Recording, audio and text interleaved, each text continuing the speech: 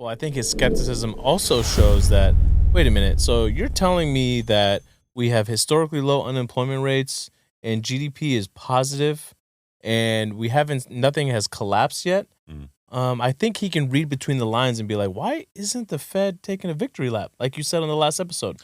It's a valid question. It is a valid question. So it's like he can read between the lines, like something is wrong here. I think there's more to this agenda. Well, the Fed minutes that came out, according to the Wall Street Journal. Fed minutes came out. It shows unease over premature cuts. So if you remember correctly, after the last FOMC meeting, when Jerome Powell came up to the post-game press conference, and he came out and he said, look, we're going to need to see more good data. Well, the CPI report that came out, that in and of itself wasn't even a good data point for the Fed. So not only do I need to see more, I need to see a good one again, is what he's saying, right? But the only positive thing that really came out of that last meeting that was mentioned in their Fed minutes was that it said Fed officials have agreed that interest rates have most likely hit their peak.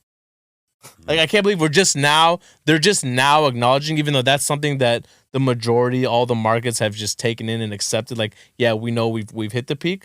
But look, they're just now confirming it. Mm-hmm.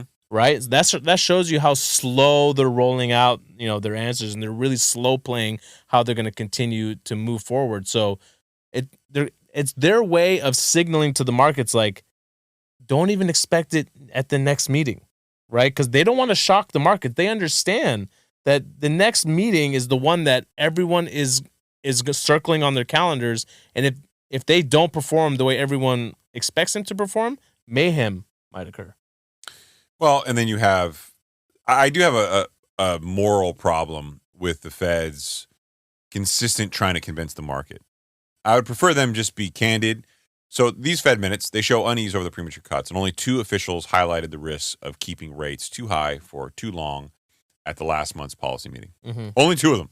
Yeah, exactly. And you're sitting there going, okay, well, what are the rest of y'all doing? Yeah, exactly. What are you guys looking at? Like, what data is making you feel like, you know what, guys, we're good? Yeah, those fabricated jobs numbers. Is that what it is? I have had so many conversations with people lately, and so many great economists that I've been now chatting up have been unable to clearly tell me why the jobs numbers are what they are. Yeah. Great minds, intelligent people on all sides of the aisle, whether it's housing or stock. The stock market, there's always bulls and bears on both sides, and they always advocate with their positions. And I like to try to engage with all of them, right? And nobody's been able to give me a clear, like, hey, man, this is why the jobs numbers are doing what they're doing. You saw that Macy's going to close down 150 stores? Yeah. 150 stores? How many employees is that? Well, yeah, that's a lot. Yeah. Man.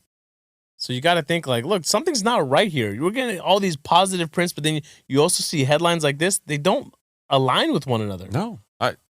I truly do think it's a paradigm shift of people having, I think, look, social media has had a really toxic impact on people. Mm-hmm. You've got real inflation, actual inflation to you. The things that you spend every single day on is higher than the inflation reported. Because food fucking costs more. Right. Gas costs more. Energy costs more. Right. Okay, yeah, the average number is like 3, but half that shit at the bottom, you're not using that. Mm-hmm.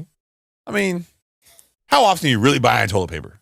I'm just saying. Unless there's a pandemic. Yeah, in which case, I'll sell you some for $25 a roll. Yeah. But no, I mean, in all seriousness, it's like it doesn't make sense. And the actual cost of living, everyday expenses has gone up. And then, okay, you got social media hustle culture. Everybody's trying to, start a side business or a side hustle. And look, we advocate for that. I get it.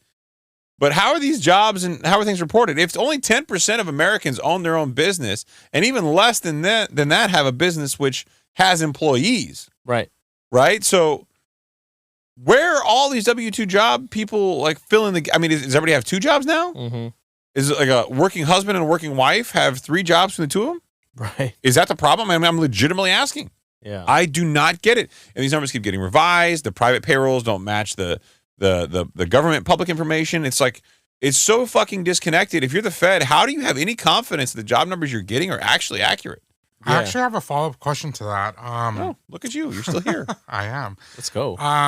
With the job report continuously saying that there's an increase in jobs. However, we keep seeing the layoffs continue to come in, right? Mm-hmm. Are the jobs that are being created lower salary versus the jobs that are being laid off? So someone's getting laid off for a salary of 160, 180,000, but then there's a new job for $22 an hour. Mhm. Right? Like, does that help or hurt the economy? Creating those new jobs at a lower salary. What they're really looking at to answer that question is they can't tell how much the job will be paying out, but what they look at for this is wage growth over time, right, on a month-to-month basis, and that comes out in that jobs report as well. And right now, wage growth is outpacing inflation, right? So yes, to you and I, who are individuals that we probably live lives where we need to continuously make more money to afford the lifestyles that we have and pay for the things that we've either finance or investments that we want to make, or like we talked about in the beginning of the show, we want to make that extra mortgage payment every single year. But with the Fed, just like the Fed wants a 2% inflation rate, they want a 2% wage inflation rate too.